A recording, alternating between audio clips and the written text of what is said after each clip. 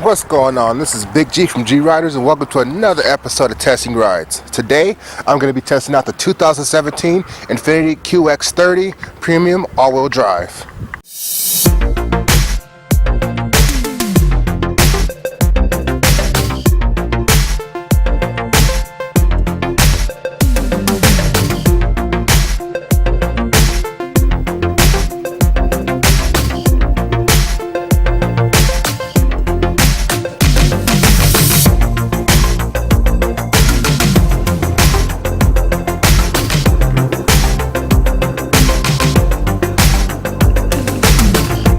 Welcome to the 2017 Infiniti QX30. Introduced in the US in 2016, this is Infiniti's second serious attempt at a luxury subcompact SUV.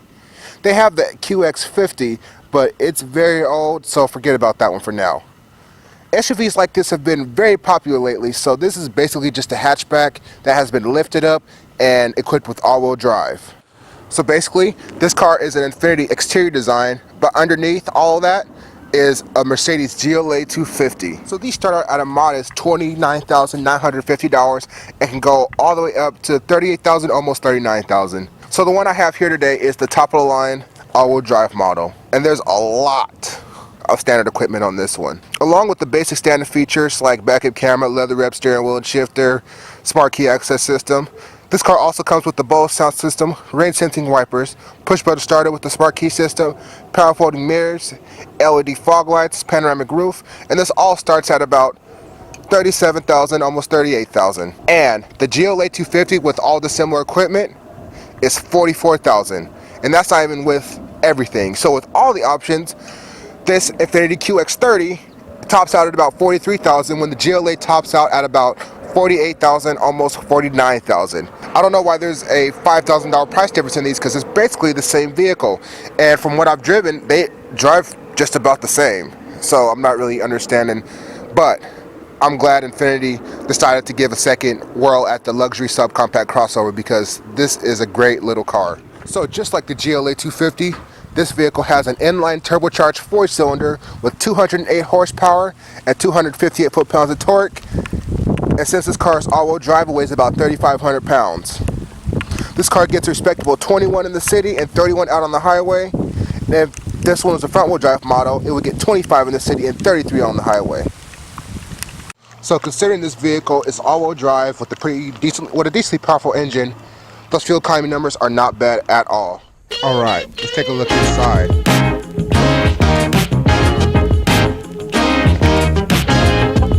So since this is Infiniti and not the Mercedes version, it comes with the push button starter and smart key system as standard equipment. So to unlock it, just grab the door handle there, and the mirrors unfold like that for you.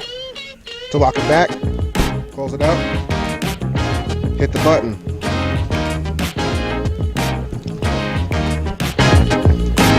All right, let's hop on in and see what's what.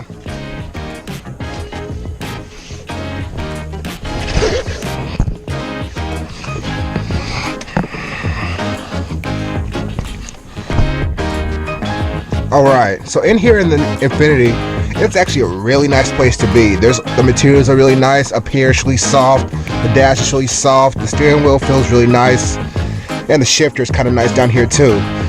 Well, I definitely can tell that this is definitely a luxury vehicle because it smells so nice in here. All the materials are really cohesive. Like, you have the gloss black on the speaker grills here, and then you have the gloss black all down here in the center console here. The silver is all matched up really nice. You got the silver on the steering wheel, you got the silver around the vents, and then you got the silver trim over here, and they're all the same. They're all the same color, and it's really nice in here. Like, the stitching is really nice here in the steering wheel. If you could see that, the stitching is really nice down there. Same with here. The seats are so nice in this Infiniti. Like, these are definitely leather seats. Like, they're really soft. They have decent support, but not great, because this is not the sport model. This is just like more of the luxury version. But the leather feels really, really nice. Like, and the seats aren't very soft, but they're soft enough. This is kind of more of a sportier vehicle, so the seats won't be like, you know, Cadillac soft or nothing like that, but they're pretty good. This vehicle comes with a lot of nice equipment in here. So first of all, you got the paddle shifters, like you got the upshift and the downshift and the upshift there. You have power seats, up, down, all this on the door, and then you have your power folding mirrors and all that stuff all over here. And then you also have, you know, heated seats, start-stop technology. This car has this like little weird shifter thing because it's a 7-speed dual clutch transmission. That's really good, but I'll get into more of that when we go out on the drive. The screen is in a very nice position here. Like you could just glance over from the gauge cluster to the screen here. And it's pretty seamless and it's really nice. And you also have this nice glass panoramic moonroof in here. It does not open, unfortunately, but it still makes this car feel nice and airy and bigger than what it actually is. I wish the moonroof opened, but you know, to keep this car kind of in the price range, they had to kind of do away with some things, and a power moonroof was that, unfortunately. But you know, it's all good, because this still is a nice interior. But overall, this interior is laid out really well. The materials are really nice. Like there are small amounts of hard plastics, like there's these ones right here, but everything else is nicely leather wrapped and it's really plush. It's really nice, and for $37,000, this is a nice really premium car. So looking here in the back seat, there's a decent amount of space in here. Like I have the seat pushed up kind of where a normal person would drive, and there's some decent legroom back here, but the passenger seat over there is pushed back kind of where I drive, and there's not a whole lot of space back there. I mean, this is a subcompact crossover, so I mean, I don't expect too much space to be back here, but it's not too bad at all. So right here you have the United Center console with cup holders that come out of the middle there. It fits that huge 40-ounce water bottle there. And then come around, you look back here, there's just a nice little center pass-through for like skis or something like that. But this is a nice little SUV for sure. Nice sized. Back here is pretty decent. Like here's my camera bag here. I'm gonna position over here kind of, and this is my lunchbox here. And there's a decent amount of space back here. You probably could fit like 2 big luggages like this way, and you'll be all right. There's like little lights over here. You have under here, it's no spare tire. It's just a subwoofer for the Bose sound system. But the space back here is not too bad at all. It's not big, but again, this is a subcompact luxury crossover. So, well, basically a hatchback. So I just don't expect it to be too big at all. But for a hatchback, it's really good. So this Infiniti is really nice. I definitely kind of see where the $37,000 is going. I think it's pretty worth it. It's a nice premium cabin inside. It drives really nice. It looks really good. Like I think it looks a little bit better than the GLA.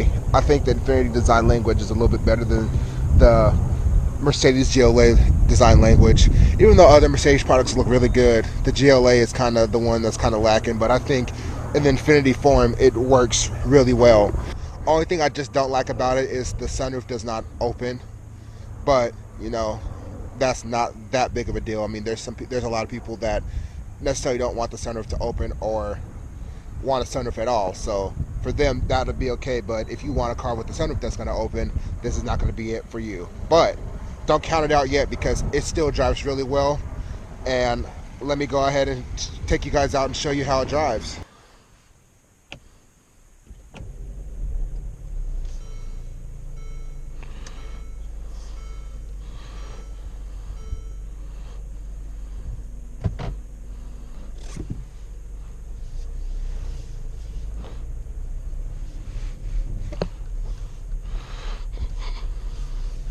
The transmission in sport mode, in the manual mode.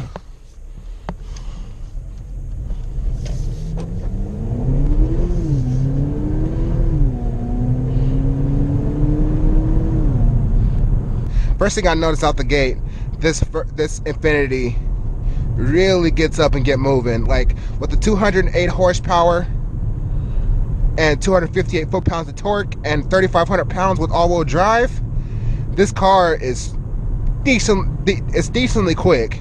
Like, let's drop down a few gears here. Let's go from 30 to 50. Show you guys how fast that happens. All right.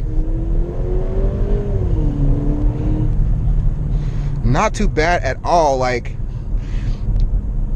it may not look as quick as it is, but the feeling is definitely different when you're in here. Like,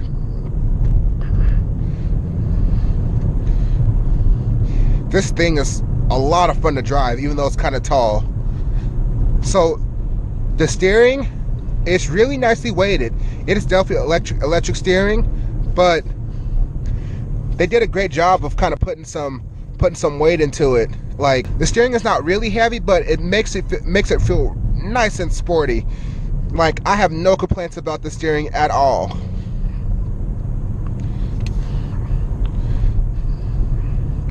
So when going around the corners, it's definitely a confident car to go around corners. It feels definitely really German going around these corners. Like, even though this is kind of a lifted hatchback, it still corners with pretty decent precision. Not too much understeer, and it just claws its way out of the corners like nothing else. Again, like, this is a great little car for as much as it is. So the other thing that's really great about this car is how great the transmission is. So this is Mercedes 7-speed dual clutch transmission, and the transmission is really quick, and it always goes into the gear smoothly. So let's downshift a few gears. It just happens like nothing. Like, I thought the dual clutch in my Fiesta was pretty decent, but this blows that dual clutch right out of the water. And this is probably just about as good, if not a little bit better, than the S-Tronic that is found in, like, kind of some of the Audi products, especially the Audis with the 4-cylinder engines. So let's go in this corner, drop a few gears.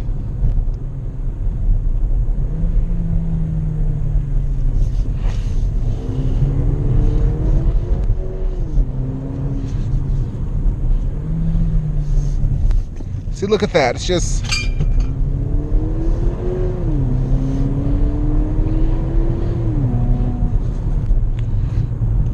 it just pulls and pulls. Like, that's one of my biggest shockers with this car. Is I didn't think that this car was going to be as quick as it is. Like, you hear the numbers, 208 horsepower, you're like, yeah, you know, 3,500 pounds, it ain't gonna be that quick. Honestly, I think this is quicker than the GLA. I think I've seen the GLA 250 0 to 60 is about 7.1, 7.2 seconds, and this one in this car is about 6.5 seconds, and I definitely can tell that this thing is 6.5 seconds quick. Ooh, let me slow my butt down here. But in this section of the road, it gets really, like, really bumpy. It kind of tests the suspension out. The suspension is sporty, but yet it's very comfortable. So on the highway, it's going over bumps. It's not too bad at all. It's nice and soft, not violent at all. It's just nice and cushy. But when you want to speed up and hit the corners pretty quickly, it kind of tightens up a little bit, and it helps you go around and helps you rotate around the corners nicely.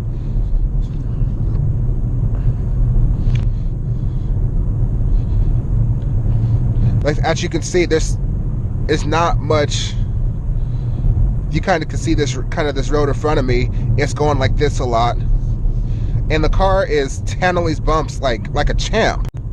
Also, if you've noticed, it's really quiet inside of this car. Like, all right, let's go down to 6th gear here, and just cruising here, you can have a nice conversation with the person in the car without having to yell at all. And so, as I said before, this car starts out at about $30,000, and for $30,000, I'm sure this one doesn't feel as this one doesn't feel probably that far from what how the base model is. And for $30,000, this is a great deal. Even for $35,000, this is a great deal, especially for the luxury subcompact crossover market. So I think the biggest competitor with this car is going to be the Audi Q3. I've only driven the Audi Q3 a short distance, but the Audi Q3 is priced about the same, priced close to this one, and comes about as equally equipped as this one does, for the price especially.